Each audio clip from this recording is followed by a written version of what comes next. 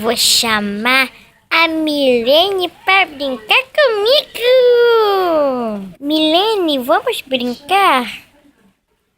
Claro que não. Eu não disse para você que a gente ia brincar só depois de amanhã? Não, você disse que era hoje.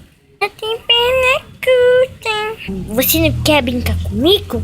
Eu vou te tacar. Eu tenho que ir lá.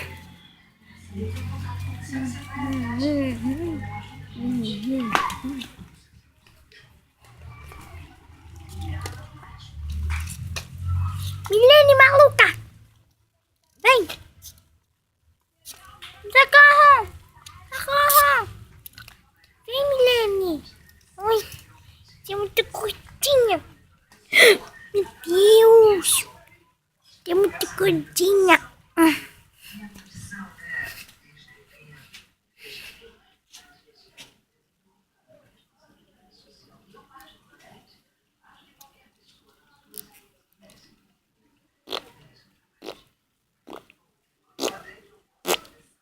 Dona menina!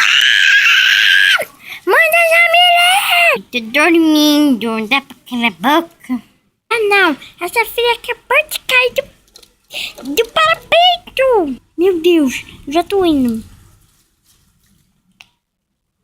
Vem logo. Por que você tá caindo também? Ah, porque ela tá chorando, tem que acalmar ela. Ah, tá. Filha, filha, filha, filha, filha, fala comigo. Socorro!